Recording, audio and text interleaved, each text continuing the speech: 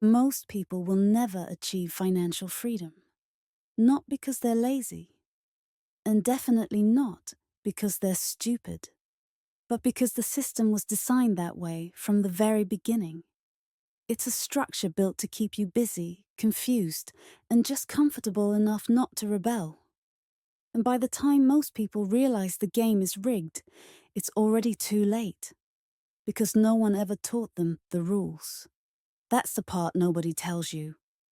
They teach you to budget, work hard, buy a house, and invest in the stock market. They say, be disciplined and everything will fall into place. But let's be honest, financial freedom doesn't happen through discipline alone. If it did, every nurse, teacher, and worker who spent a lifetime hustling and saving would retire wealthy. But they don't. The issue isn't effort, it's the design of the system. Financial freedom isn't just money, it's control. It's time, choices, and security. It's the power to say no. To a boss, to a bill, to a crisis. This freedom isn't handed to you. You build it. And to build it, you first need to see what's actually holding you back. Let's start with some history. For most of human history, wealth meant land. Land meant food. Food meant power. In medieval Europe, 90% of the population worked someone else's land. They were called serfs, but in truth, they were exactly what many people are today. Laborers trapped by debt, rent, and the fear of starvation. Sound familiar? Then came the Industrial Revolution. People were no longer tied to land. They were tied to wages. The factory replaced the field, but the dynamics stayed the same. Work long hours, earn just enough to survive, stay dependent. In the 20th century, the idea of a middle class emerged. A class that could afford to buy a home, raise a family, maybe retire someday. But even then, true freedom was rare. Because everything, from schooling to work culture, from consumerism to the financial system, was designed for people to constantly earn and constantly spend. Now fast forward to the 21st century. Productivity has skyrocketed. Technology is advancing at lightning speed. But real wages for most people? Stagnant. The middle class? Shrinking. Cost of living? Through the roof. Debt? The default. Student loans?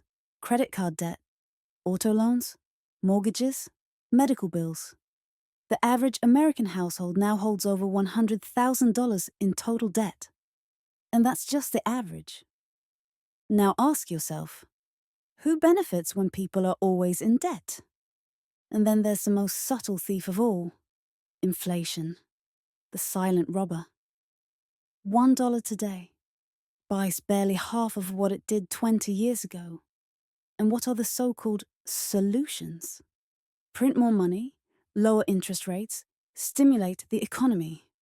But every time this happens, asset prices go up: stocks, real estate, commodities. The wealthy, who already own assets, get even wealthier. Those who own nothing fall further behind. This isn't a bug. It's the engine itself.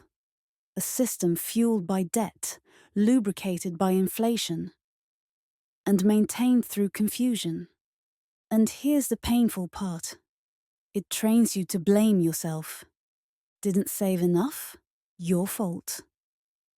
Can't buy a home? Work harder. Struggling to get through the month? You must not know how to budget.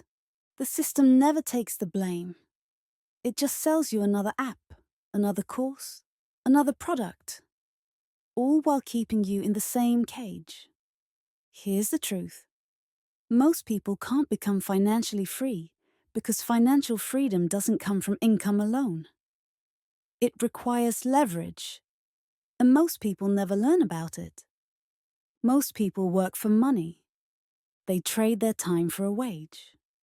But the essence of wealth is the opposite. Money working for you.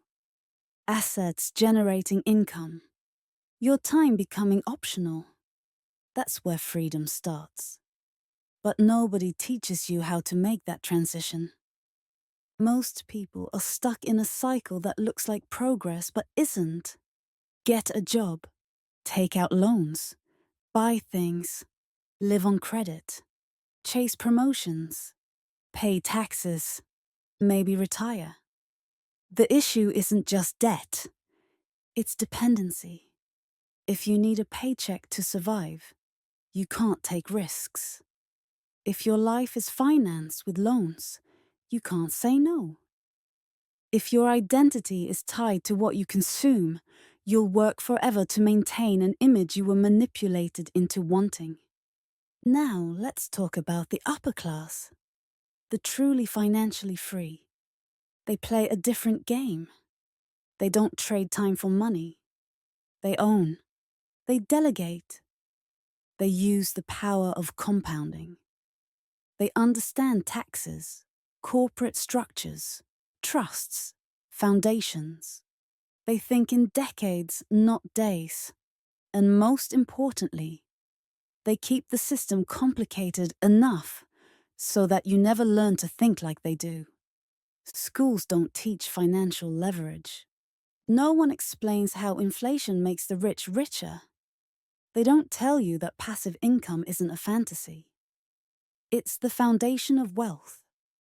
Instead, they push, work harder, buy more, keep grinding.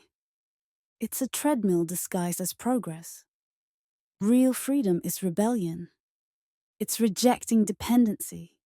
It's refusing to trade your life energy for someone else's dream. But you must know what you're rebelling against. That's why financial education isn't optional. It's essential. So what's the practical path? It's not flashy. It doesn't promise miracles. But it works. 1. Reduce fragility. Cut the liabilities that keep you vulnerable. Downsize if needed. Sell the car. Move somewhere cheaper. Flexibility equals power. 2. Build assets. Not just investments. Assets. Skills that have real market value. Businesses that aren't tied to your time. Investments that earn while you sleep. 3.